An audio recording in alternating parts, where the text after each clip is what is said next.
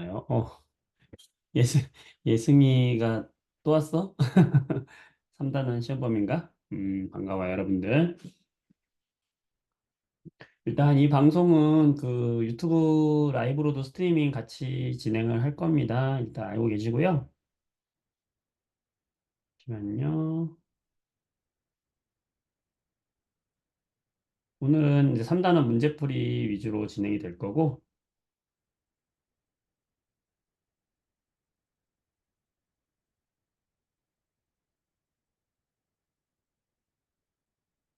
그렇습니다. 자료는 유튜브 친구들에게는 자료가 좀 공유되기 어렵고, 지금 그, 어이구, 어이구, 반복되겠다. 이거 큰일 났다. 음. 좋아요. 네, 진행하도록 하겠습니다. 반갑습니다. 많이 들어왔나요? 네, 안녕하세요. 예, 많이 들어오기 시작합니다. 네, 여기 3단원 파트가 시험인 친구들을 위해서 준비했고, 하나씩 하나씩 빨리빨리 빠른 시간에 준비하면서 시작해 보도록 하겠습니다. 자, 우선 3단원 첫 번째에서 우리가 이제 알아야 될 내용은 빠르기란 무엇인가? 바로 속력이란 무엇인가죠. 그렇죠? 우리가 물체의 속력이라고 하는 건 어떤 일정한 시간 동안에 이동한 거리, 시간분의 거리 속력이라고 하니까 보통 시간에 다니는 우리가 초를 쓰고 거리에 다니는 보통 미터를 쓰기 때문에 속력에 다니는 보통 미터 퍼 세크를 사용하게 되죠. 그래서 여러분들이 이해해 주면 되겠고 문제 풀어보겠습니다. 물체의 운동에 대한 설명으로 옳은 것을 고르시오 그랬네요. 자, 운동이라고 하는 것은 시간에 따라 이 위치가 변하는 것을 말한다. 결국에는 시간분의 위치를 말하는 거니까 바로 방금 얘기했던 이걸 운동이라고 한다. 맞는 설명이 되는 것이고 물체의 빠르기는 우리가 속력이라고 하고 단위는 주로 미터 퍼 세크를 사용한다. 방금 이야기했던 것처럼 그렇다라는 거고. 자, 디귿. 1m per sec와 1km per hour는 같은 빠르기냐? 당연히 아니죠. 그렇죠? 킬로미터를 미, 킬로미, 1km per hour는 미터로 똑같이 단위로 바꿔줘야지만 비교할 수가 있는데 1000m에 해당하는 것이고 1시간은 3600초에 해당하니까 1m per sec하는 다른 값이 되는 거죠. 자, 그다음에 같은 시간 동안 이동한 거리가 짧을수록 자, 속력이라고 하는 것은 뭐분의 뭔데 시간분의 이동 거리인데 같은 시간 동안 거리가 짧을수록 속력은 느린 거죠. 따라서 리을도 틀렸네. 답은 1번 되겠죠. 뭐 이런 문제는 기본적으로 할 수 있는 문제 맞죠? 그다음에 2번. 2번 문제는 이제 속력을 비교하는 문제가 되겠어요. 속력을 비교하는 문제다. 그러면 어떻게 해줘야 될까? 단위를 통일해 줘야 되겠죠. 그러니까 미터 퍼 세크로 보통 통일을 해주는 게 같은 단위로 통일해 줘야 된다라는 거를 보면 되겠지. 그래서 속력이 다른 거 고르라 그랬네. 자, 기억을 보면은 1초 동안 10m를 갔대요. 그러면 1초분의 10m니까 얼마야? 10m per sec가 되겠죠. 자, 디귿을 보면 1시간 동안 36km. 얘는 미터로 따지면 36에다가 곱하기 1000, 36,000m를 1시간. 1시간이면 몇 초라고요? 3600초. 그럼 얘도 어때? 나눠지고 나눠지면 10m per sec. 자, 리얼. 5시간 동안 180km. 180에다가 공 3개 미터. 5시간 5 곱하기 1시간에 3600초. 이렇게 하면은 얘도 어차피 10m per s. 그래서 기억하고 디귿하고 리을은 같은데 니은이 해보면 다르게 나온다는 걸 알 수 있죠. 답은 2번. 이런 건 여러분이 할 수 있어요. 자, 그 다음에 3번이 밑에 있네. 자, 3번 해볼게요. 자, 3번은 이제 뭘 물어보는 거냐면 평균 속력을 물어보는 거거든. 자, 우리가 속력이다라고 하는 것은 뭐분의 뭐로 구했어요? 시간분의 이동한 거리로 구했는데 그렇다면 어떤 물체의 속력이 계속 바뀐단 말이야. 지금 이 문제처럼 일정한 게 아니라 계속해서 바뀔 수가 있다고요. 이렇게 바뀔 때는 어떻게 해야 될까? 평균 속력이라는 걸 구해줘야 돼. 그럼 평균 속력은 어떻게 구하면 되겠어? 그 내가 속력이 바뀌었지만 어쨌든 원했던 전체 시간, 그 전체 걸린 시간분의 어떤 거리? 전체 이동한 거리 해주면은 그 전체의 평균 속력을 구할 수가 있겠죠? 이게 핵심이 되겠지. 그치? 그러면 예를 들어서 자, 학교까지는 3분이 걸렸대요. 학교까지는 3분이 걸렸다. 그 다음에 서점까지는 7분이 걸렸다. 자, 이런 문제를 봤을 때 여러분이, 여기서의 속력을 구하고 여기서의 속력을 구하려는 친구들이 있을 거야. 그렇게 할 필요 없이 평균 속력이기 때문에 결국에는 전체 시간은 몇 분 걸린 거야? 10분이 걸린 거잖아. 그죠? 평균 속력은 전체 시간은 몇 분 걸렸어요? 10분이 걸렸어. 그리고 전체 얼마 걸렸어? 몇 미터? 300m를 간 거예요. 이렇게 해주면 돼요. 평균 속력은. 알겠어요? 자, 답에 있는 단위를 보면 미터 퍼 세크 되어 있기 때문에 300m를 그냥 놔두고 10분을 이제 초로 바꿔줘야 되는데 1분은 60초니까 10 곱하기 60초 해주면 되는 거지. 그쵸? 그럼 600분의 300이니까 얼마예요? 0.5m per sec. 답은 1번 되겠어요. 할 수 있겠죠? 넘어갑니다. 자, 이렇게 표로 나올 수도 있어요. 평균 속력을 구하는데 가장 빠른 구간을 구해라 그랬어. 자, 그러면 지금 여기 1시간, 그리고 1시간에서 2시간, 2시간에서 3시간. 자, 이 시간 간격은 지금 어떻죠? 다 동일하잖아. 시간 간격은 전부 얼마예요? 1시간이잖아. 그러면 1시간 동안에 속력이 가장 빠른 구간은 그럼 어떻게 하면 되겠어? 이동 거리가 가장 많은 게 속력이 가장 빠른 거잖아. 얘는 얼마야? 80. 그죠? 얘는 얼마야? 90. 얘는 얼마야? 70. 얘는요? 95인가? 음. 그러면은 이제 얘는 65. 어디가 가장 많이 갔어요? 같은 시간 동안? 여기가 가장 많이 갔네. 그죠? 왜? 같은 시간 동안 이동한 거리, 평균 속력이라는 건 다시 얘기하지만, 뭐분의 뭐? 시간분의 이동 거리니까. 가장 같은 시간 동안 많이 이동한 구간은 저 구간이 되겠다. 되겠어요? 어렵지 않죠? 그 다음, 5번도 마찬가지인데, 목적지에 도착할 때까지 평균 속력이다. 방금 이야기했죠. 요 평균 속력은 어떻게 해라? 전체 시간분의 전체 이동 거리를 해라. 그러면 지금 5시간 동안이잖아. 음, 5시간 동안에 몇 킬로 이동했어요? 400km를 이동했잖아. 그죠? 이게 평균 속력이 되는 거지. 그 사이사이에 이동한 속력은 다를 수 있어. 하지만 전체 시간분의 전체 이동 거리를 해주면은 그게 바로 뭐다? 평균 속력이 되는 거죠. 그럼 얼마야? 80km per hour. 3번이 되겠네요. 단위가 킬로미터 per hour니까 그냥 나눠주면 되겠네. 그죠? 자, 그 다음에 6번. 출발한 후에 3시간, 1시간에서 3시간 사이에 평균 속력 구해라. 그럼 얘는 또 어떻게 구하면 될까? 평균 속력 구해라. 그러면 얘는, 그 시간의 간격, 몇 시간 간격이야? 2시간 동안에 얼마를 이동했는가를 구해주면 되잖아. 2시간 동안에 얼마를 이동했는가? 여기 위에 표에 보면은 2시간 동안에 80에서 240이니까. 그죠? 여기 이동한 시간을 넣으면은 160km를 이동했으니까 얼마야? 80km per hour가 평균 속력이 되겠죠. 자, 평균 속력 구하는 거 할 수 있겠죠. 자, 드디어 이제 두 번째. 자, 이렇게 속력을 일단 여러분들이 구하는 방식을 했다면 두 번째로 이제 나오는 게 바로 뭐냐면 등속 운동이란 말이지. 음, 등속 운동. 등속 운동이고 여기서 나오는 사진 중에서 다중섬광 사진이라는 게 있어요. 다중섬광 사진.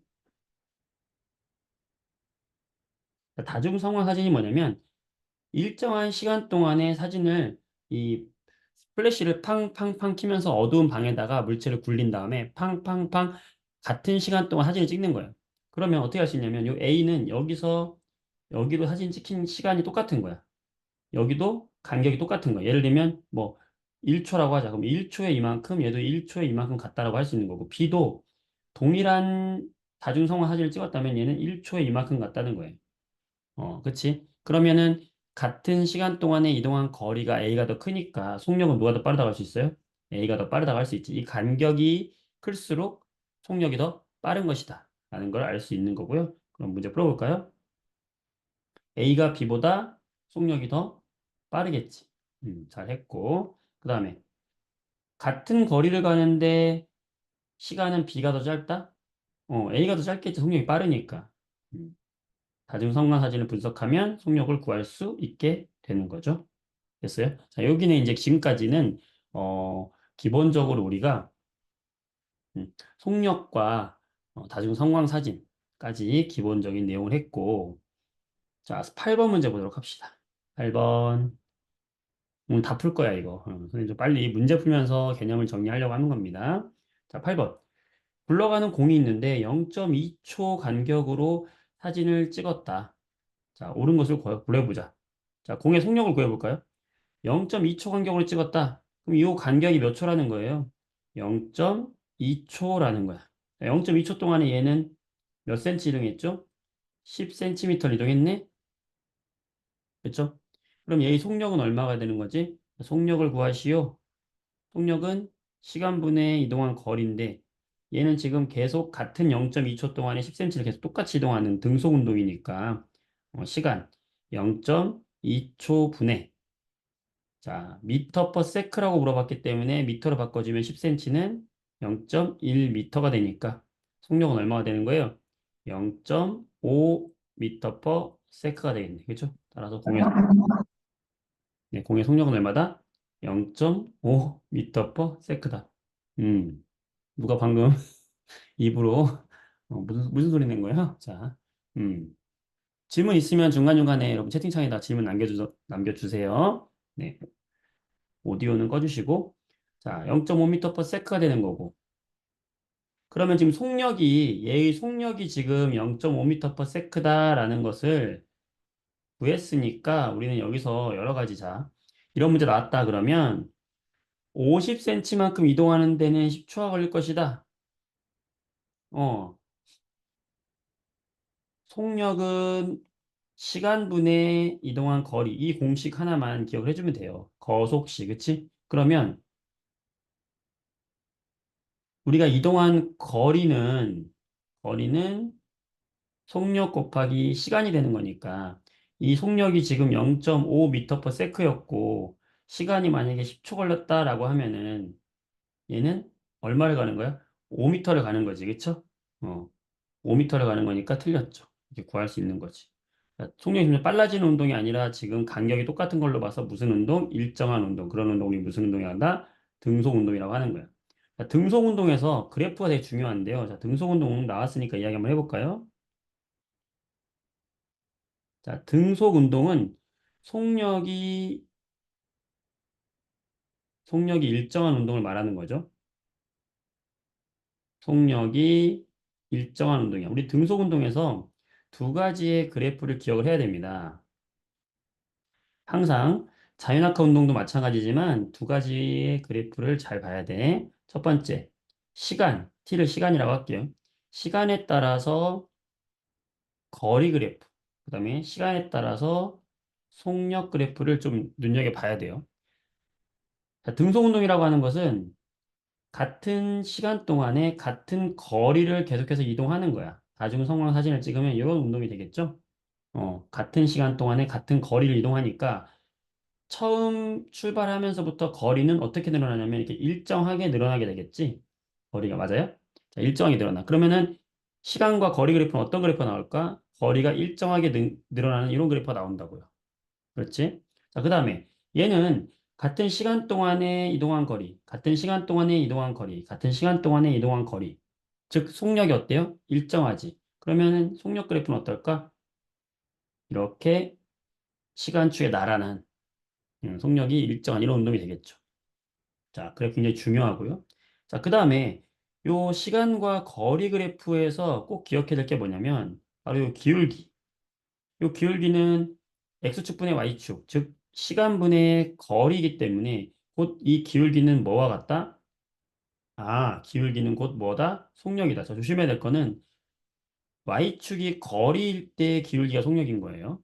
자, 중요한 것이고. 자, 그 다음에 y축이 만약에 속력이다라고 하면 어떤 시간 동안에 이동한 거리, 자, 이 넓이는 x축 곱하기 y축이니까 여기는 시간 곱하기 속력이잖아. 그러면 결국에 이게 뭐가 되냐면 거리가 된다고. 즉, 넓이가 뭐가 된다? 거리가 된다. 조심할 건 y축이 반드시 뭐일 때? 속력일 때 이 넓이가 거리가 된다는 거지. 그래서 이 y축을 잘 봐야 돼요. 거리 그래프인지 속력 그래프인지 잘 봐서 거리 그래프면은 기울기를 구하고 속력 그래프면은 넓이를 구할 생각을 하고 있어라 이미. 알겠죠? 거리 그래프에서는 기울기가 속력이 되는 거지. 속력 그래프에서는 넓이가 곧 거리가 되는 거 기억을 해주면 되겠죠. 따라서 지금 이 운동은 무슨 운동이다? 등속 운동이니까 거리, 시간과 거리 그래프는 꾸준히 늘어나는, 나란한 게 아니라 꾸준히 늘어나는 모양이 돼야 되겠죠? 자, 5번. 1분 동안 30m를 이동할 수 있다. 자, 1분 동안 30m를 이동하는 걸 속력을 구해보면 시간분의 이동 거리니까 1분은 60초, 30m. 얼마예요? 0.5m per sec. 똑같죠? 그래서 속력이 똑같다. 답은 5번 되겠어요. 자, 은근히 이런 기본적인 문제가 나오면 많이 틀릴 수 있거든. 자, 9번. 평균 속력. 자, 5초 동안. 자, 5초 동안 지금 얘 꽁무니를 보면은 꽁무니가 어디까지 갔어요? 50cm를 갔네? 몇 초 동안? 5초 동안 몇 미터를 갔어요? 50cm니까 0.5m를 갔네. 뭐 5분 속력은 어떻게 구하면 되겠어? 평균 속력은 5초분에 0.5m를 갔다. 얼마야? 0.1m per sec잖아. 1번이죠. 그죠? 잘했습니다. 자, 10번. 자, 방금 그렸던 그 그래프 나왔다. 그죠? 어. 자, 시간과 거리 그래프예요. 자, 시간과 거리 그래프가 이렇게 일정하게 늘어나고 있다. 자, 무슨 운동이다? 이 운동은 등속 운동 그래프다. 등속 속력이 일정하면 이렇게 거리가 꾸준히 늘어난다 그랬고 이 기울기가 곧 여기서는 뭐가 된다? 속력이라는 거를 기억을 해라라고 했었고 자, 두 번째 왼쪽에 있는 그래프는 속력 그래프죠. 자, 시간과 속력 그래프에서 이 넓이는 곧 뭐다? 이동 거리였다라고 했었죠. 얘하고 지금 같은 거야. 같은 그래프라고. 지금 나 그래프에서요. 여기 나 그래프에서 지금 t초라는 시간 동안 얘가 이동한 거리는 얼마입니까? a 미터를 이동한 거잖아요. 그렇지? 그럼 이 a가 곧 뭐야? 이동 거리예요. 그러면 t초라는 시간 동안 일정한 이 속력으로 갔다 그러면 요 거리가 곧 뭐가 되겠어? 여기서 이 거리 넓이가 곧 요 왼쪽 그래프의 이동 거리 a하고 같은 값이 나오는 거예요. 이해될까요? 네, 이걸 잘 여러분들이 왼쪽 그래프와 오른쪽 그래프가 같다는 거를 잘 항상 찾아낼 수 있어야 돼요. 자, 그래서 10번 문제를 보게 되면 자, 가의 빗금친 부분의 넓이는 속력이 아니라 뭘 나타내는 거야? 이동한 거리를 나타내는 것이고 자, 나의 A는 시간이 t일 때의 속력이 아니라 이동한 거리가 A라니까 그죠? 거리다. 틀렸고 3번 가의 밑금친 부분의 넓이 곧 거리죠. 이거는 나에서 뭐하고 똑같다? t가 아니라 거리 A와 같은 거죠. 방금 이야기했던 거 중요하다. 자, 이 물체는 무슨 운동했다? 등속 운동. 등속 운동의 대표적인 그래프. 속력은 일정하다. 속력이 일정하기 때문에 거리는 꾸준히 늘어나고 있다. 굉장히 중요한 겁니다. 자, 5번 별표 좀 쳐놓고요. 이 등속 운동은 거리가 일정한 게 아니라 거리가 어떻게 되는 거예요? 일정하게 증가하는 것이 등속 운동이죠. 거리가 일정하게 증가하고 있지. 자, 이 그래프 잘 해석해야 됩니다. 자, 지금부터 여러분 집중하셔야 돼요. 왜냐면 등속 운동과 자유낙하 운동이 나오거든요. 여러분들 힘들어하는 거. 자, 고등 물리의 기본도 되는 거예요. 11번 문제 풀어볼게요. 자, 오른쪽 그림은 기준점에서 동시 출발한 A, B의 시간에 따른 이동 거리를 나타낸 그래프다. 자, 시간이 있고 지금 이동 거리가 있어요. 자, 시간과 이동 거리 그래프는 시간분의 이동 거리 결국에 이 기울기가 뭘 나타낸다고요? 속력이라고. 그러면 A의 속력은 우리가 나올 수 있죠. 어떻게? 4초 동안에 20m를 갔네? 그러면 얘는 4분의 20, 5m per sec의 속력을 가지고 있는 거죠. 자, 5m per sec로 어떤 운동하는 거예요? 얘는 계속 일정한 등속 운동을 하고 있는 거네? 맞죠? 자, B는요. 4초 동안에 10m를 갔으니까 4분의 10, 4초 동안에 10m를 이동하는 등속 운동. 2.5m per sec로 운동하는 등속 운동을 하는 녀석이다. 자, 시간과 거리 그래프에서는 뭘 봐라? 바로 기울기를 봐라. 이 시간과 거리 그래프에서는 기울기가 곧 시간분의 이동 거리니까 그것이 바로 뭐다? 속력이 된다. 그러면 지금 A가 B보다 속력이 2배 빠른 걸 알 수 있는 내용이 되는 거지. 그쵸? 자, 그럼 보기를 보겠습니다. 자, 옳지 않은 것은 첫 번째, A가 B보다 빠르죠. 자, A의 속력은 5m/s 방금 나왔고, B의 속력은 2.5m/s 방금 나왔죠. 둘 다, 자, 여러분들이 4번에 별표 치시고, 자, 속력이 모두 일정한 운동을 한다. 자, 지금 둘 다 등속 운동이죠. 2.5m/s로 일정하게, 5m/s로 일정하게. 선생님, 계속 뭔가 증가하고 있는데 이거 등속 아닌, 이 속력이 증가한 거 아니에요? 조심해야 되는 거야. 속력이 일정하기 때문에 거리가 꾸준히 증가한 거죠. 이건 거리야, 거리. 속력이 증가한 게 아닙니다. 거리가 일정하게 증가하는 거지. 속력이 일정하기 때문에. 그래서 조심해야 되는 거고. 자, 5초일 때 A와 B는 얼마큼 떨어져 있을까? 자, 이런 말이 나오면, 자, 우리가 속력과 거리와 시간의 관계. 거속시, 거리는 속력 곱하기 시간. 이걸 잘 이용해보면, 지금 A가 이동한 거리는 뭐 곱하기 뭘까? A의 속력 곱하기 시간이잖아. 그치? A의 속력이 얼마라고 그랬지? 5m/s라고 했잖아요. 5m/s. 근데 5초일 때, 그럼 A는 5초일 때 얼마를 이동하는 걸까? 5, 25. 25m를 가네. 그죠? 자, 그렇다면 B가 이동한 거리는 얼마일까요? 마찬가지로 속력 곱하기 시간. B의 속력은 얼마였어? 이거의 절반인 2.5m/s. 똑같이 5초 동안 그럼 얼마 갔을까? 12.5m를 가겠네? 그러면 이 둘 사이에 얼마 떨어져 있는 거야? 12.5m 떨어져 있네요. 10m가 아니라 12.5m만큼 떨어져 있구나. 따라서 5번이 틀린 것이고 5번이 정답이 되겠고. 자, 8초일 때 B의 이동 거리. 마찬가지로 B의 이동 거리는 B의 속력 2.5m/s 속력 곱하기 시간 8초일 때 얼마 같냐? 20m 나오잖아. 그렇죠? 답은 5번 되겠습니다. 자, 그래프 해석하는 거 할 수 있겠나요? 음, 자, 한번 해보시고요. 여러분들 좋아요. 자, 12번. 자, 이런 것도 그래프 해석할 줄 알아야 되는데 항상 X축과 Y축이 누군지 봐라 그랬어요. 자, 시간과 거리 그래프입니다. 시간과 거리 그래프에서는 우리가 뭘 보라고 했죠? 바로 이 기울기가 뭐다? 기울기가 바로 이 물체의 빠르기, 속력이다. 왜? 시간분의 이동 거리니까. 어.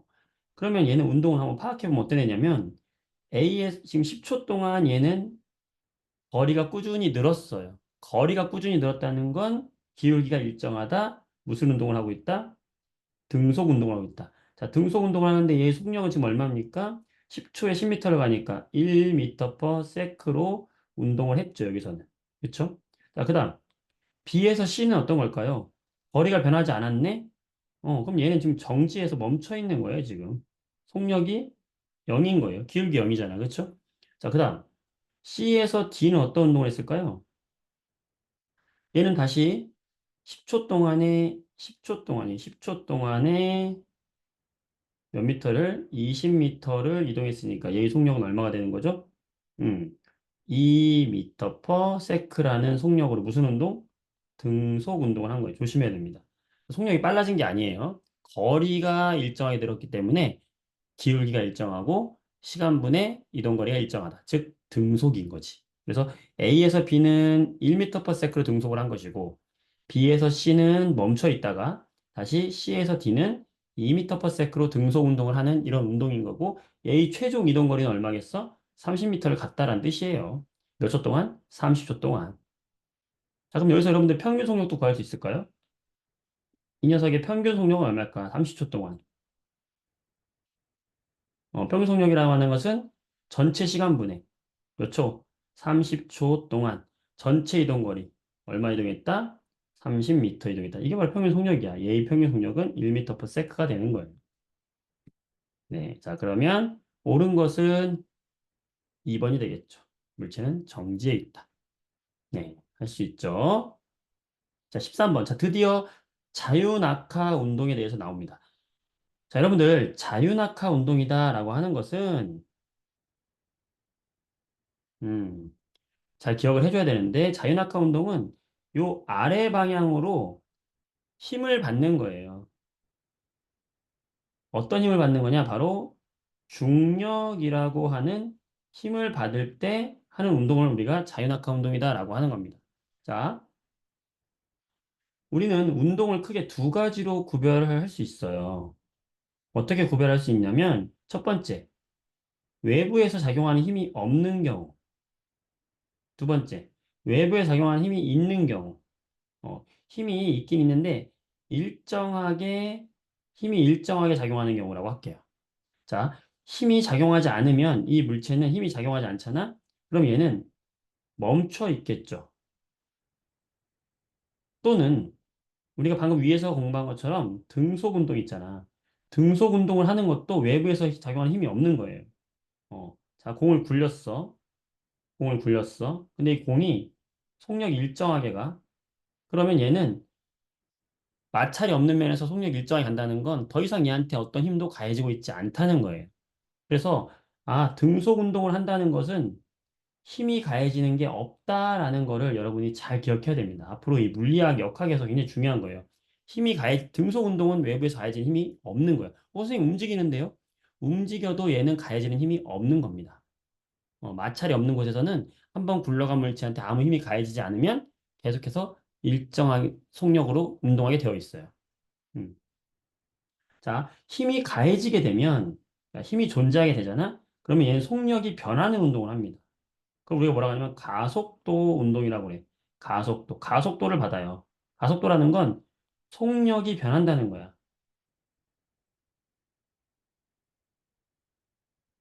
근데 힘이 일정하게 가해지면요. 이 속력의 변화량도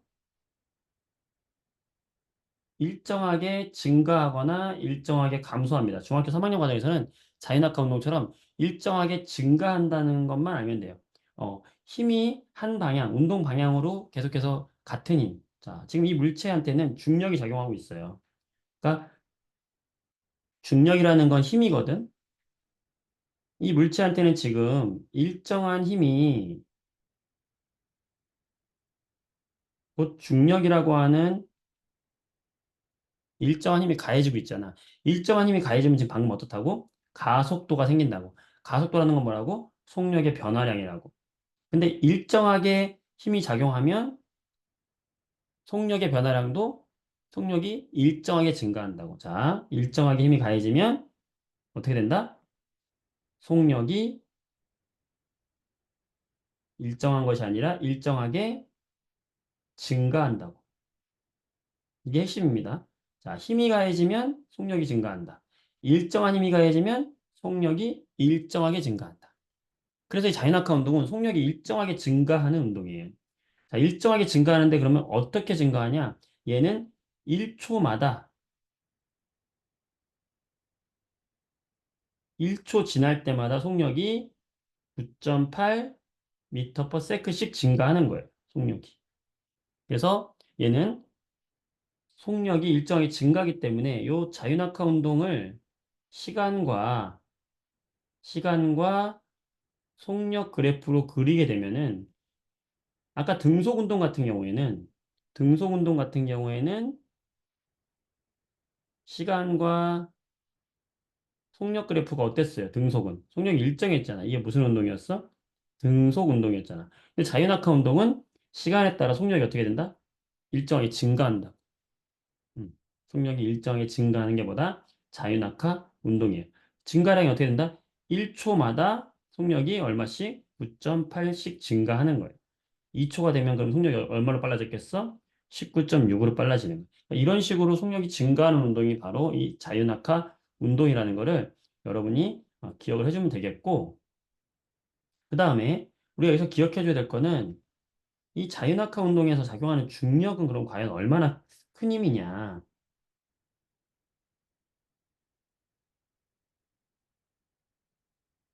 그럼 중력은 얼마큼 작용하냐?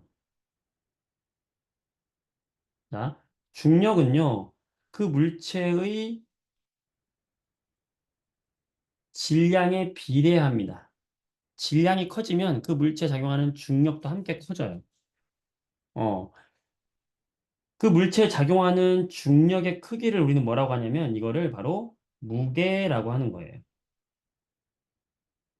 그러면 작용하는 중력이 얼만큼 작용하냐면 그 녀석의 질량에 비례한다고 했잖아? 어, 킬로그램 질량. 질량은 킬로그램이거든. 킬로그램 질량. 무게는 뉴턴이거든. 뉴턴. 자, 그러면 킬로그램 질량을 가진 녀석이 얼만큼의 무게냐는 걸 알고 싶으면 바로 그 녀석의 중력 가속도를 곱해주면 돼요. 자, 질량을 무게로 바꿔주는 방법. 중력 가속도를 곱해준다. 자, 중력 가속도 아까 얼마였어요? 1초에 9.8씩 증가한다 그랬잖아. 바로 이 9.8m/s의 제곱. 이게 바로 중력 가속도고, 그 행성, 우린 지구니까. 지구에서의 중력 가속도 값을 질량에다 곱해주는 게 바로 무게다. 무게가 곧 그 물체에 작용하는 중력의 크기를 말하는 거예요. 자, 일단은 질량이 달라지면 무게가 달라지는 거죠. 질량에 비례해서 9.8 곱한 만큼이 무게가 되는 것이고 질량이 달라지면 뭐가 달라지는 거다? 그 물체에 작용하는 중력이 달라지는 거예요. 일단 여기까지 봅시다 그러면. 13번. 자, 공은 낙하할수록 속력이 증가한다. 지금 속력이 증가하는 운동이라고 그랬죠? 힘이 작용하니까. 자, 그러다 보니까 공과 공 사이의 간격은 일정하게 증가한다. 간격이라는 건 뭘까요? 이동한 거리잖아. 자, 재밌는 걸 볼게. 공과 공 사이의 간격이라는 건, 공과 공 사이라는 건 지금 같은 시간이잖아요.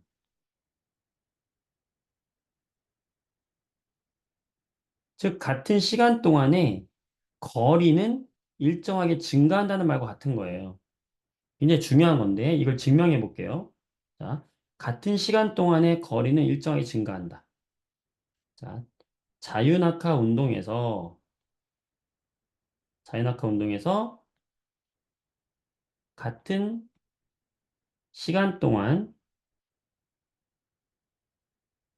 이동 거리는 어떻다? 증가한다. 증가는 어떻게 증가한다?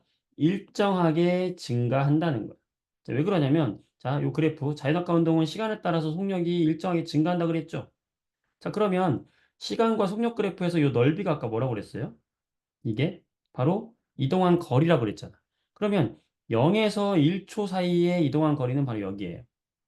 그치? 자, 그러면 1에서 2초 사이에 이동한 거리는 요 초록색이 되겠지. 그럼 초록색은 1초 동안 이동한 거리에다가 바로 요 동그라미만큼의 넓이가 더 증가한 거리죠. 그 다음, 2에서 3초 사이에는 어떨까? 얘는 1에서 2초 사이에 이동한 거리 플러스 같은 양이 더 늘어나죠. 그치? 뭐야, 지금? 같은 시간 동안 0에서 1초 사이, 1에서 1초 사이, 2에서 3초 사이 동안에 계속해서 그 앞에보다 동그라미만큼 얼마야? 9.8m잖아. 이게 빨간색이 9.8m. 계속 9.8m라는 이동 거리가 꾸준히 늘어나겠죠. 그게 바로 뭐냐? 같은 시간 동안 이동 거리는 일정하게 증가한다. 여기서는 9.8m씩 증가하는 거죠. 간격당 거리가 말하는 거. 간격당 거리. 음, 일정하게 증가한다라는 거. 수식으로 증명 안 해도 다 증명이 됩니다. 작용하는 힘의 방향, 중력이죠. 연직 아래 방향이다. 연직이라는 게 무슨 뜻이냐면 이렇게 지표면이랑 이렇게 수직, 이걸 연직이라고 하는 거예요. 맞죠? 자, 공의 운동 방향과 공에 작용하는 힘의 방향은 같다. 아래 방향으로 작용하니까 속력이 증가하는 거예요. 자, 질량이 클수록 빨리 떨어지냐? 요건 좀 이따 얘기할게요. 질량과 관계없이 모든 물체는 동시에 떨어집니다. 음. 선생님, 왜 동시에 떨어져요? 여기 1kg짜리가 있고, 여기 2kg짜리가 있으면, 선생님, 1kg짜리에 작용하는 중력은 얼마입니까? 중력이. 얘에 작용하는 중력은. 아까 중력을 어떻게 구한다 했죠?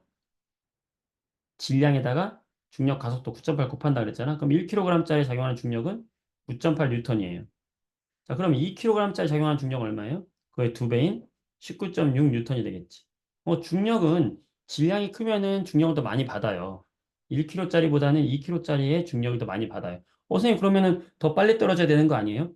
아니에요. 둘 다 동시에 떨어집니다. 선생님, 왜 동시에 떨어져요? 자, 이렇게 생각하면 편해요. 자, 얘들을 여러분들 그냥 수평면에다 놨다고 생각해봐. 위에는 1kg짜리가 있고, 아래에는 2kg짜리 있다고 생각해 보세요. 자, 1kg짜리하고 2kg짜리하고 지금 내가 동시에 가게 하고 싶어. 그러면 이 1kg짜리에 내가 힘 F를 줬다면 이 2kg짜리를 동시에 가게 하려면 몇 F를 줘야 될까? 2F를 줘야 되는 거죠. 얘를 세로로 돌리면 얘를 세로로 돌린 게 자유낙하 운동이에요. 음, 이렇게 돌려봐. 이게 뭐야? 이게 자유낙하 운동이잖아. 그지? 생각의 전환을 해야 된다. 뭐냐? 질, 작용하는 힘이 다른데 왜 동시에 떨어져요가 아니라 작용하는 힘이 다르기 때문에 동시에 떨어질 수 있는 거야. 알겠어요? 그렇게 생각을 해야 돼. 어, 작용하는 힘이 다르기 때문에 동시에 떨어지는 거다. 생각의 전환. 그래서 질량이 다르면 중력이 다르게 작용하죠. 힘이 다르게 작용하기 때문에 동시에 떨어집니다. 그래서 쇠구슬과 깃털이 동시에 떨어지는 거예요. 다음 문제 보도록 하겠습니다. 자, 여기까지 질문 없어요? 계속 볼만합니까? 자, 그 다음 14번 문제. 선생님이 이거 시험에 여러분들 꼭 나올 것 같아서 14번 문제는 정말 중요하다고 항상 강조하는 건데 자유낙하하는 운동의 물체를 어, 다중성화 사진을 잘라서 붙인 거예요. 자, 붙이면 얘는 지금 여기 지금 계속 성광사진 하나하나 차이니까 요 시간 간격은 일정하잖아. 그쵸? 어, 여긴 뭐냐면, 즉, 일정한 시간의 간격마다 찍은 걸 잘라서 붙인 거예요. 그러면 이미 요 안에는 일정한 시간 동안에 이동한 거리 성분이 함께 들어가 있는 거기 때문에 여기에는 벌써 이미 시간 동안에 이동한 거리라는 의미가 다 들어가 있는 거예요. 그래서 요 Y축은 뭐가 되는 거냐면 거리가 아니라 속력이 되는 겁니다. 별표 좀 치시고. 잘라 붙였다? 그럼 얘는 뭐다? 속력이에요. 그래서 시간에 따라서 속력이 일정하게 증가하는 등가속도 운동의 그래프하고 동일하게 일치하게 되는 겁니다. 속력이 일정하게 증가하죠? 세로축은 이동 거리가 아닙니다. 속력이고요. 시간 간격은 일정한 거죠? 자, 일정한 크기의 힘, 중력이 일정한 크기의 힘이 작용했죠. 답은 2번. 자, 15번 나왔다. 자, 방금 얘기했죠? 질량이 달라요. 그러면 중력은 질량에 비례한다. 질량이 큰 녀석이 중력을 많이 받는다. 하지만 동시에 떨어진다. 따라서 중력은 A가 크다. 두 물체에 작용하는 속력 변화는 동일하다. 16번. 그래서 공기 중과 진공 중에서 질량이 5g짜리 깃털과 쇠구슬, 5kg짜리 쇠구슬을 동시에 떨어뜨리면, 같은 높이에서 떨어뜨리면 어떻게 되느냐? 자, 진공 속에서는 공기가 없기 때문에 질량이 다른 녀석들도 다 어떻게 떨어진다고 했어요? 동시에 떨어진다고 했죠. 공기 중에서는 공기 저항을 받는 깃털이 더 느리게 떨어집니다. 그래서 쇠구슬이 빨리 떨어져요. 답은 4번. 17번 그래프. 자, 그래프 해석하는 건데, 시간과 속력 관계를 나타내는 그래프인데, A는 지금 이렇게 돼 있어요. 속력이 일정하다는 거지. 그럼 A는 무슨 운동? 등속 운동. B는 속력이 0에서 계속 증가했네. 그치? 얘는 속력 일정하게 증가했네. 우리가 배운 걸로 따지면 얘는 무슨 운동? 자유낙하 운동. 음. 이거 물리학, 역학적으로 얘기하면 등가속 운동이라고 하는 거예요. 자, A는 정지해 있다. 정지해 있는 게 아니라 등속을 하고 있다는 것이고, 자, 5초 동안 이동한 거리는 어떻게 되느냐? 자, 거리는 뭐라고 그랬죠? 시간 속력 그래프에서 거리는 뭐다? 요 넓이라고 그랬잖아. A가 이동한 거리는 요 네모칸 전체지. 50m. B가 이동한 거리는 요 세모 전체잖아. 25m. 어, A가 이동한 거리가 두 배 더 많은 거죠. 틀렸죠. 평균 속력. 자, A와 B의 평균 속력 구하는 건 어떻게 하면 될까? 어, A는 어차피 등속을 했기 때문에 A 평균 속력은 그냥 10m/s가 바로 평균 속력이에요. 자, B의 평균 속력 구하는 방식은 두 가지가 있는데 이렇게 속력이 일정하게 증가했잖아. 그러면 5초 동안에 이동한 5초 동안의 평균 속력을 구해라 그러면 일정하게 증가한 운동 같은 경우에는 처음 속력과 나중 속력의 요 중간이 바로 평균 속력이야. 그러니까 B의 평균 속력은 5m/s가 되는 거예요. 이렇게 해도 되고 또 하나는 B의 평균 속력은 아까 이야기했듯이 전체 시간 중에 전체 이동 거리 해줘도 돼요. 지금 5초 동안에 몇 미터 이동했어요? 넓이가 이동이잖아. 그치? 25m. 이래도 5m/s 나오죠. 같죠? 속력이 일정하게 증가했을 때는 이 중간값이 평균 속력이에요. 그렇게 해도 되고, 우리가 아까 했던 것처럼 전체 이동 거리를 전체 시간으로 나눠줘도 되고. 음. 그럼 답은 4번 되는 거죠. 자, 5번에 별표 치시고, A에는 일정한 크기의 힘이 작용하냐? 자, 아까 얘기했죠. 힘이 작용하면 어떻게 된다고? 속력이 변해야 돼. 속력이 증가하거나 감소해야 돼요. 근데 A는 등속이잖아. 등속일 때 힘이 작용한 것이 아닙니다. 자, 핵심적인 표현이에요. 잘 기억해 주세요. 18번 볼게요. 달의 중력은 지구 중력의 6분의 1이다. 중력이 작으면 속도의 변화량, 즉 중력 가속도도 그거에 비례해서 6분의 1로 줄어들거든요. 네. 자, 그렇다면 달과 지구에서 어떻게 될까요? 어디다 쓸까? 음, 여기다 해볼까요? 자, 여기에 지금 달이 있고요. 여기에 지금 지구가 있다라고 합시다.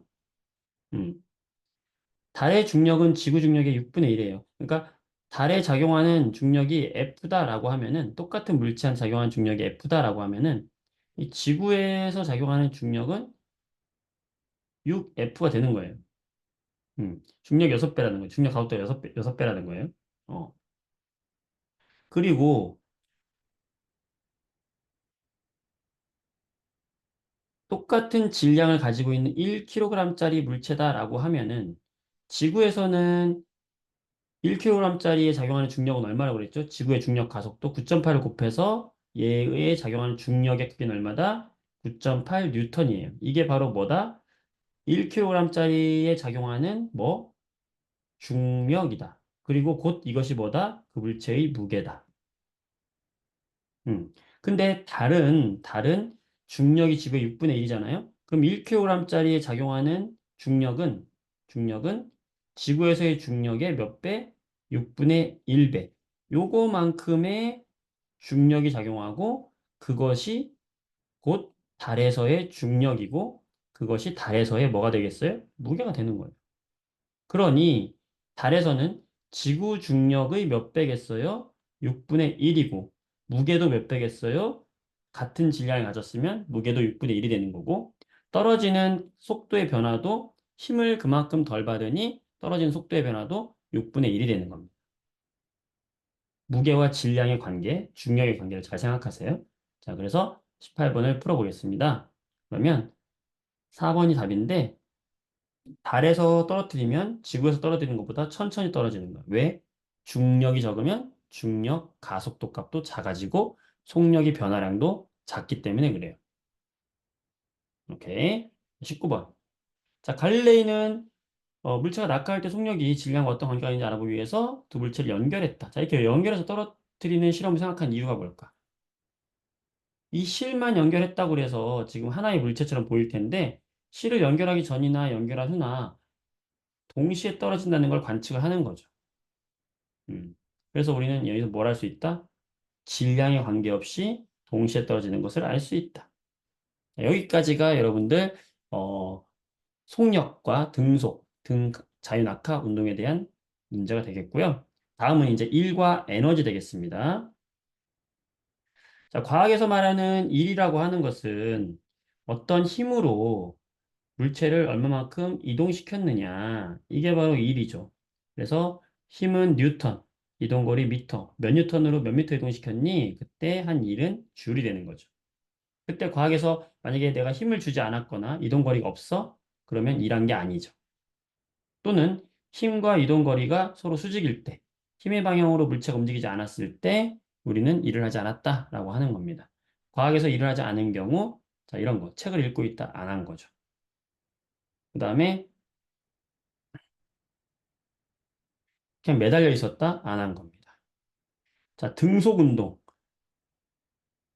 자, 등속 운동은 아까 뭐라고 그랬어요? 힘이 가해진 것 아니다? 힘이 가해진 게 아니라고 했죠. 힘이 0이면 일한 게 아니라고 했죠.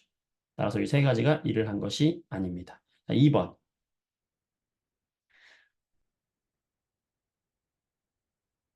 자, 이 물체를 미는 힘의 크기와 한 일량을 구하시오.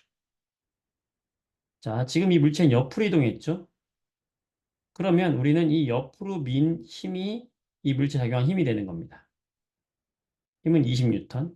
자, 그럼 20뉴턴으로 얼마큼 이동시켰어요? 40cm면 몇 미터? 0.4미터. 그럼 여기서 한 일량은 얼마일까요?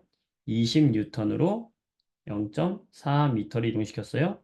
8줄이 되겠네. 따라서 1번. 여기 무게 30N은 함정인데요. 무게라는 것은 이 아래 방향으로 작용하는 중력의 크기죠. 아까 얘기했잖아. 자, 무게는 뭐다? 곧 중력이다. 무게는 곧 중력입니다. 아래 방향으로 작용하기 때문에 얘는 아래로 이동한 게 아니라 옆으로 이동했기 때문에 이 힘은 무시. 3번. 자, 무게가 400N이래. 함정이죠. 왜? 무게라는 건 아까도 얘기했지만 이 무게라는 것은 중력의 크기, 아래로 작용하는 거기 때문에 나는 지금 얘를 아래로 민 게 아니잖아. 옆으로 민 거잖아. 따라서 이 옆으로 미는 힘이 필요한 겁니다. 지금 몰라요. 근데 2m 이동시켰대.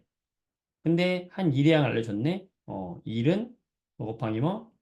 힘 곱하기 이동 거리 2m. 그러면은 힘 나오죠. 150N. 4번. 내가 1kg짜리 돌을 2m 선반 위로 올려놓았다. 힘이 얼마냐? 내가 들어올린 힘. 자, 내가 여기다 들어올린 힘은 어떻게 구하는 거냐? 이 힘은요, 결국에 얘를 아래로 잡아당기는 중력만큼 내가 힘을 준 거거든. 그러니까 곧 결국에 힘을 구하라는 건 들어올린 일에서는 결국에 그 물체의 무게를 구하라는 것과 똑같아요. 그러면 1kg짜리의 무게는 아까 어떻게 구한다 그랬어요? 곱하기 얼마? 9.8. 그럼 무게 얼마요? 9.8 뉴턴이지. 그만큼 힘이 든 것이고. 자, 이때 한 일의 양은 힘 곱하기 이동 거리니까 19.6줄이 되겠네요. 따라서 9.8뉴턴, 19.6줄이 되겠다. 할 수 있겠죠? 다음 5번.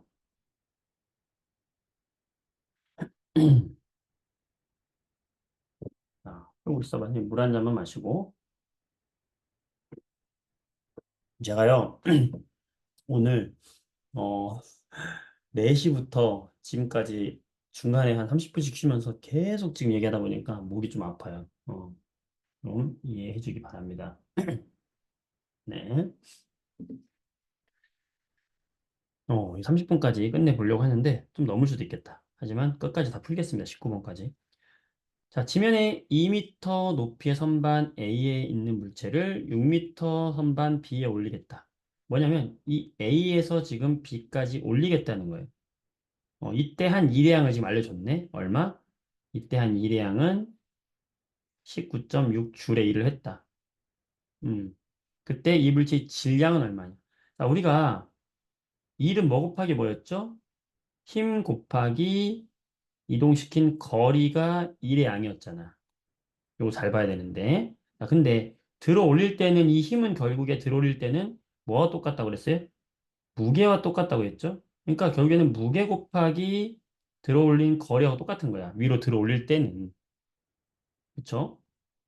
그럼 무게는 우리가 어떻게 한다고 그랬어요? 질량에다가 얼마 곱한다? 9.8을 곱한다고 그랬죠. 음.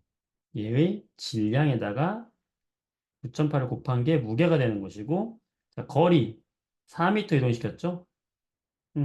이게 바로 얘가 한 1이고, 이 일의 양이 얼마예요? 19.6줄이 되는 거죠. 이렇게 놓고 풀면 되겠죠. 그러면 여기 9.8에다가 2를 곱한 게 19.6이니까 요게 2가 나와야 돼. 그러면 질량은 0.5kg이 되겠네. 이해됩니까? 넘어갈게요. 6번 영상으로 남겨드리겠습니다. 자, 질량이 10kg짜리 물체를 들고 이렇게 걸어갔어요. 자, 우리가 얘를 들고 있다는 건 위로 힘을 주고 있는 것인데 걸어간 것은 지금 옆으로 걸어갔기 때문에 이게 힘과 이동한 방향이 수직이면 이때 한 일량은 있다 없다? 없다. 따라서 A에서 B까지 갈 동안 한 일량은 있어요 없어요? 없어요. 여기 0이야. 그 다음 계단을 올라갔는데 이 계단 올라갈 때 옆으로 간 성분은 마찬가지로 0이죠. 똑같은 거야. 따라서 얘는 이렇게 여기를 거쳐서 A에서 B, C까지 간 요 일은 결국에 요 아래 성분만 살아남는 거예요. 아래에서 위로 올라간 것만. 따라서 얘는 10kg짜리 물체를 2m를 들어 올린 일과 동일한 거예요. 자, 그럼 구해볼까요? 이때 한 일은 힘 곱하기 이동 거리인데, 자, 위로 갔으니까 위로 갈 때는 힘은 결국에 뭐라고요? 무게. 무게 곱하기 이동 거리죠. 그러면 10kg을 무게로 바꿔줘야 되니까 무게는 9.8 곱하기 10kg. 이게 바로 무게인 뉴턴이 되는 것이고, 이동 거리는 2m. 그죠? 그럼 얼마요? 196줄이 되겠네요. 할 수 있죠? 7번 보겠습니다. 자, 그림과 같이 무게가 10N인 물체를 일정한 속력으로 5m 밀고 간 후 2m 높이까지 천천히 들어올렸다. 자, 보통 일을 할 때 두 가지로 나눠서 일을 계산을 하세요. 옆으로 가져간 일과 위로 들어올린 일. 옆으로 가져간 일은 뭐에 대한 일이라면 바로 마찰력에 대해서 한 일이고요. 위로 든 일은 뭐에 대한 일이냐면 중력에 대해서 한 일이에요. 이 옆으로 가져간 일은 우리가 어떻게 구하는 거냐면 일 공식 뭐 곱하기 뭐 힘 곱하기 이동 거리. 자, 위로 들어올린 일 역시 어떻게 구해? 일은 힘 곱하기 이동 거리예요. 자, 근데 위로 들어올린 일에서 이 힘은 결국에 뭐하고 똑같다고요? 물체의 무게와 똑같다고요. 그치? 그러면 이 무게가 지금 10N이라고 알려줬기 때문에 위로 들어올린 일은 나오죠. 얼마? 10N 곱하기 몇 미터 들어올렸어요? 2m. 그럼 얼마야? 20줄의 일을 했죠. 그런데 이때 한 일의 총량이 60줄이래요. 그렇다면 옆으로 밀은 이 일은 얼마라는 거죠? 이게 바로 40줄의 일을 한 거네. 그래야 이 둘을 합쳐서 전체 60줄의 일을 한 거죠. 따라서 여기서의 한 일의 양은 힘 곱하기 이동 거리인데 40줄의 일을 했어야 하니 이때 미는 힘 곱하기 이동 거리 몇 미터? 5미터. 그러면 여기 힘 나오잖아. 그쵸? 8N의 힘으로 밀었구나라는 거지. 따라서 8N과 얼마야? 40줄. 3번이 되겠네요. 되겠죠? 자, 8번. 자, 10N 물체를 든 채로. 자, 들었다는 건 위로 힘을 줬다. 옆으로 걸어갔다. 이동은 오른쪽으로 했다. 이게 수직이면 한 일량은 있다 없다? 없다. 자, 9번. 30N짜리 물체를 5m 높이에서 떨어뜨렸다. 자, 이번에는 들어 올린 게 아니라 떨어뜨렸대요. 30N짜리 물체를 5m 높이에서 들어 올린 게 아니라 5m 높이를 떨어뜨렸대. 자, 이거는 내가 한 게 아니라 누가 한 거라고 하냐면 이거는 중력이 한 일이라고 하는 거예요. 그럼 중력이 한 일량을 구해라. 똑같아요. 일의 공식은 뉴턴 곱하기 힘 곱하기 이동거리 3, 5, 15, 150줄이 되는 거예요. 중력이 150줄의 일을 했다라고 표현하는 겁니다. 자, 10번. 과학에서 일이 0인 경우 음, 올라간 건 중력에 대해서 일을 한 것이고 자, 주어 올렸다는 거 중력에 대해서 일을 한 것이고 자, 움직이지 않았어? 일한 거 아니죠. 자, 뒤로 밀었어? 일한 거죠. 마찰력에 대해서.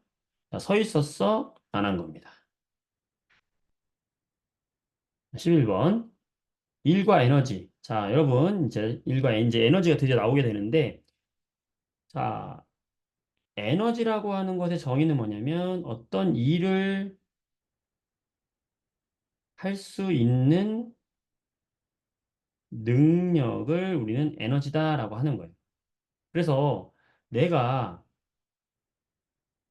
내가 어떤 공을 이렇게 들어 올렸어요. 들어 올렸다는 건 내가 뭘 한 거죠? 내가 일을 한 거야. 어, 일을 해주면, 내가 어떤 물체에 일을 해주면 이 물체는 에너지를 갖게 된 거예요.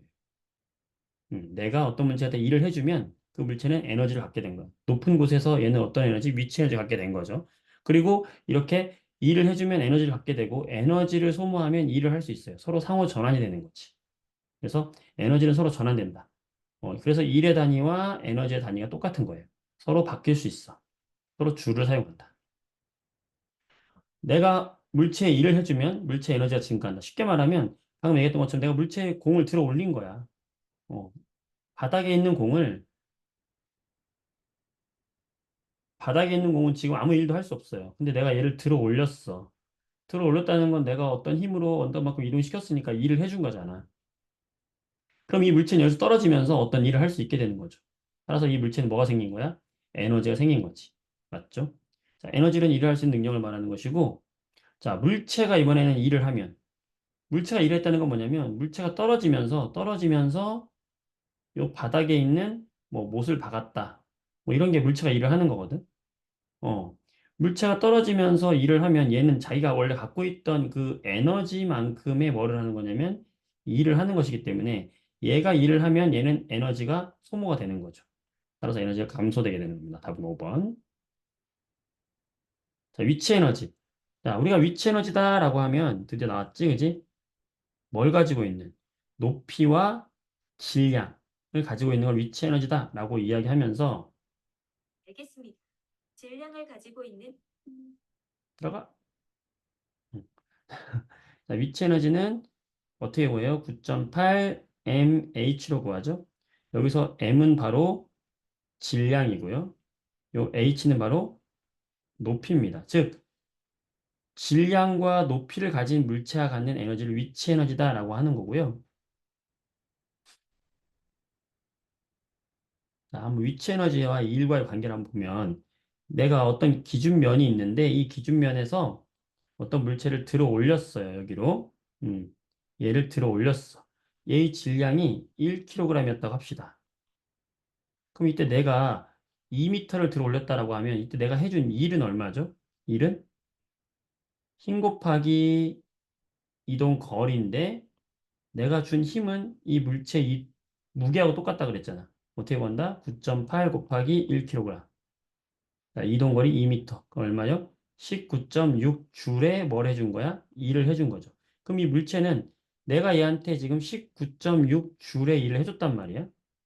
일을 해줬어. 처음에 이 물체는 에너지가 0이었는데 내가 일을 해줌으로써 얘는 19.6의 에너지를 갖게 돼요. 어떤 에너지? 높이와 질량을 갖고 있는 위치 에너지. 자, 위치 에너지 관련 공식 한번 해볼까요? 9.8에 mh잖아. 그럼 9.8에 m이 질량 1kg, 높이가 2m. 어때? 19.6 동일하잖아요. 그러니까 내가 일을 해주면 이 물체는 에너지를 갖게 되는데 들어올렸을 때는 이 물체는 어떤 에너지를 갖게 된다?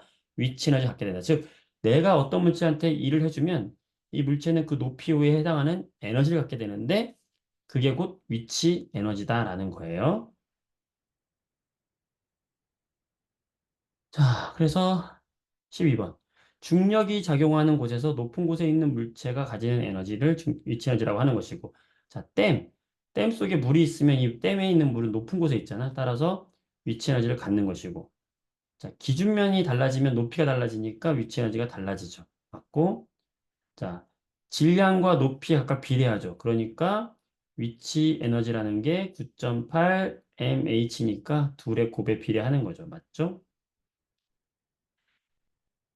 자, 5번이 틀렸는데 1m 높이에 1kg짜리 물체가 갖는 위치 에너지는 1줄이 아니라 9.8 mH니까 9.8줄이 돼야 되겠지? 5번이 틀렸어요. 13번 중력에 의한 위치 에너지 비를 구해라. 지면을 기준으로 했을 때와 베란다를 기준으로 했을 때. 우리가 어차피 이 위치 에너지라고 하는 것은 9.8의 mh로 구하는 거기 때문에 얘의 지면을 기준으로 했을 때와 베란다를 기준으로 했을 때 질량은 똑같으니까 결국엔 높이의 차이가 높이의 비가고 위치 에너지의 비가 되겠죠. 따라서 8대 3이 되겠네. 그렇죠? 넘어가고요. 자, 14번. 자, 여기부터 이제 중요하게 봐야 됩니다. 자, A점에는 질량이 m인 물체가 있었고, 어, 얘가 갖는 중력에 의한 위치 에너지가 얼마다? 10줄이래요. 얘가 갖는 중력에 의한 위치 에너지가 10줄이라고 이미 알려줬어요. 그러면 B가 갖는 요 에너지는 과연 얼마겠느냐? 이 문제거든. 자, 우리가 위치 에너지라고 하는 것은 뭐에 비례하는 거예요? 9.8mh니까 결국에는 m 곱하기 h에 비례하는 값이지. 즉, 뭐 곱하기 뭐? 질량 곱하기 높이에 비례하는 값이 바로 위치 에너지란 말이에요. 그렇지? 그러면 B가 A보다 질량이 몇 배 됐어요? 2배 됐네? 높이는 몇 배 됐어요? 2배 됐네? 그럼 위치 에너지 몇 배가 될까? 4배가 되겠네? 즉, B의 위치 에너지는 A의 4배다 라는 걸 알 수 있으니까 A가 10줄의 위치 에너지를 가졌다면 B는 그거의 4배인 40줄의 위치 에너지를 갖게 된다. 왜? 질량도 2배, 높이도 2배이기 때문에. 15번. 위치 에너지를 비교해라 그러면 여러분들이 대부분 이거 할 때, 위치 에너지요? 쉽잖아요, 선생님. 위치 에너지는 9.8 mh니까 요 9.8 mh, 9.8 mh 다 구하는 친구들이 있어. 그렇게 하면 안 돼. 시간이 오래 걸리죠. 바보 같은 짓이야. 어떻게 하면 돼? 결국에 위치 에너지는 뭐에 비례한다? 질량 곱하기 높이에 비례한다. 이게 중요한 거잖아. 다 9.8은 똑같이 영향받으니까. 따라서 질량 곱하기 높이만 해주면 되는 거야. 그럼 1번은 1 곱하기 1이니까 1이라고 한다면 2번은 3 곱하기 1이니까 3이라고 할 수 있고 3번은 1kg짜리가 2m에 떠 있으니까 얘는 2라고 할 수 있고 4번은 2 곱하기 2니까 4 5번은 1 곱하기 3이니까 3 이 값이 가장 큰 게 위치 에너지가 가장 크겠죠. 답은 4번. 자, 16번. 자, 이런 문제가 나왔다. 별표 3개. 여러분 시험 문제 무조건 나옵니다. 자, 이 실험은 뭘 알아보기 위한 거냐면, 자, 추를 띄워놨어요. 그럼 이 추가 갖는 뭐가 있을까? 위치 에너지가 있겠죠. 자, 이 위치 에너지는 뭐예요? 9.8 mh. 좀 아까도 얘기했지만 결국에는 질량과 높이에 비례하는 게 바로 뭐다? 위치 에너지예요. 얘를 떨어뜨려가지고 이 나무 토막을 밀 거야. 자, 나무 토막을 미는 건 뭐냐면 일이거든. 얘가 에너지를 가지고 뭘 하는 거냐면 일을 하는 거야. 자, 일은 뭐예요? 힘 곱하기 나무 토막의 이동 거리거든. 근데 요 힘은 항상 일정하단 말이에요. 그럼 결국에는 해준 일은 뭐에 비례하냐면 일을 많이 할수록 나무토막이 밀린 거리가 많아지는 거예요. 결국에 이동한 거리가 뭐에 비례하는 거냐면 얘가 가진 위치 에너지에 비례한다. 결국에 그 추의 질량과 높이에 비례한다. 결국 핵심은 이거죠. 핵심은 이거예요. 어, 뭐다? 바로 여기에 이 추가 가지고 있는 뭐 질량 그리고 높이의 몇시로 설정할까요? 질량과 높이의 곱이 위치 에너지를 결정하는데 바로 이 질량과 높이의 곱이 뭐를 결정한다? 나무 토막에 밀린 이동 거리를 결정한다. 이게 핵심이에요. 왜? 결국에 얘가 갖는 에너지는 이거에 비례하고 얘가 하는 일은 이거에 비례하기 때문에 그렇지. 그래서 여기 여러분들 질량과 높이가 있잖아요. 이 둘을 곱해봐. 그럼 얼마야? 50, 500이죠. 뭐야? 5라고 합시다. 얘를 곱하면 얼마야? 10이네? 얘를 곱하면 얼마야? 10이네? 봐봐. 이동 거리 5, 10, 10 비례한다는 거죠. 질량 곱하기 높이의 곱이 결국에 뭐에 비례한다? 이동거리에 비례한다는 거예요. 그게 핵심입니다. 따라서 옳지 않은 거. 수의 중력에 의한 위치 에너지는 질량과 높이에 각각 비례했죠. 방금 했던 것처럼. 위치 에너지는 질량과 높이에 비례했다. 자, 실험 1에서의 위치 에너지는 더 작다. 맞죠? 곱해보니까 작았어. 자, 2와 3에서 같았어. 낙하 높이가 같을 때는 질량이 비례하죠. 왜냐하면 결국에 이 에너지는 질량과 높이인데 높이가 같다고 하면은 질량이 비례하겠죠. 자, 질량이 20이고 높이가 100일 경우 이거 곱해봐.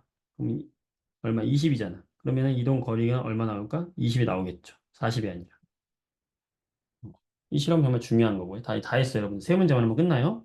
음, 조금 초과됐지만 끝까지 합시다. 어, 선생님 목이 이제 아프네. 내가 제 목이 상태가 안 좋을 것 같아요. 음, 여러분 제 목이 건강하기를 기도해 주기 바랍니다. 여러분들의 시험 점수와 바꾼 싼쌤의 목이에요. 잊지 말아주기 바래요. 자, 마찰이 없는 수평면에서 질량이 2kg짜리인 수레가 2m/s 속력으로 운동하고 있다. 자, 이제는 운동 에너지에 대해서 이야기해 봅시다. 자, 운동하고 있는 물체가 내야지 운동 에너지라고 하고 이 운동 에너지는 2분의 1의 mv 제곱으로 구하죠. 여기서 m이라고 하는 건 킬로그램 질량이고요. 자, v라고 하는 건 물체의 속력이에요. 근데 중요한 건 V의 제곱에 비례한다는 거야. 아까 위치 에너지는 질량 곱하기 높이에 비례했다면 운동 에너지는 질량 곱하기 속력의 제곱에 비례하는 게 중요한 거예요. 그게 운동 에너지라는 거. 자, 그러면 자, 이런 문제가 나왔다 그러면요. 이걸 운동 에너지 다 구할 필요가 없어. 자, 볼게요. 마찰 없는 수평면에서 질량이 2kg짜리 수레가 2m/s 속력으로 운동하고 있다. 이때 수레의 속력을 그의 두 배인 4m/s가 되도록 하려면 해줘야 되는 일의 양은 얼마냐? 아까 이야기했죠? 우리가 일은 에너지로 전환이 될 수 있다. 그러니까 내가 이 수레한테 어떤 일을 해주게 되면 그 일은 이 수레가 갖는 에너지로 플러스 될 수 있다는 얘기예요. 자, 그러면 얘가 갖는 처음에 운동 에너지가 있겠지. 그 운동 에너지 얼마일까? 2분의 1의 mv의 제곱. 4줄의 에너지 갖고 있었네. 그런데 나중에 속력이 4m/s가 되면 얘가 갖는 운동 에너지는 얼마가 돼야 되냐면 2분의 1의 mv의 제곱. 16줄이 되어야 되네. 그럼 처음과 나중에 비교했을 때 몇 줄이 증가한 겁니까? 얘 운동 에너지는 12줄이 증가하는 거네. 뭐가? 운동 에너지가. 즉, 운동 에너지가 12만큼 증가해야 된다는 건 내가 이 물체한테 일을 12줄만큼 해주면 된다는 거죠. 왜? 일은 에너지로 전환될 수 있으니까. 따라서 12줄에 일을 해주면 된다. 같은 방향으로. 18번.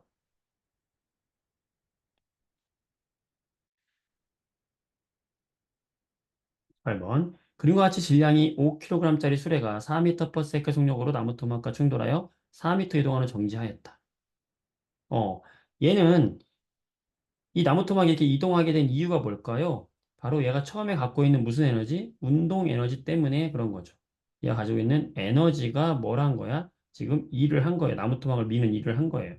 근데 지금 이거는 질량을 10kg으로 하고 속력을 12m/s로 했을 때 몇 배 이동하겠느냐 이거거든.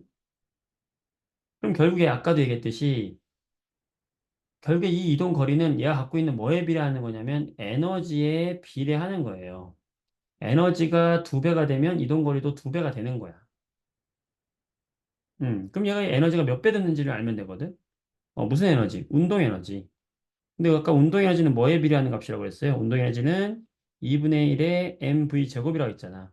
그러니까 운동 에너지는 mv 제곱에 비례하는 값이죠. 자, 근데 지금 질량이 몇 배 증가했어요? 두 배 증가했네? 속력은 몇 배 증가했어요? 세 배 증가했네? 자, 그렇다면 질량이 두 배 증가하고 속력이 세 배 증가했으면 얘가 갖는 운동 에너지는 몇 배 증가했을까? mv 제곱에 비례하니까 mv 제곱에 비례하는데 질량은 2배 증가했고 속력은 3배 증가했어. 그러면 V 제곱이니까 18배 증가하는 거죠. 뭐가? 운동 에너지가. 운동 에너지가 18배 증가했다는 건 얘가 이동하는 거리 역시 몇 배 증가하는 거야? 18배 증가하는 거죠. 되나요? 오케이. 마지막 문제. 19번. 마찬가지인데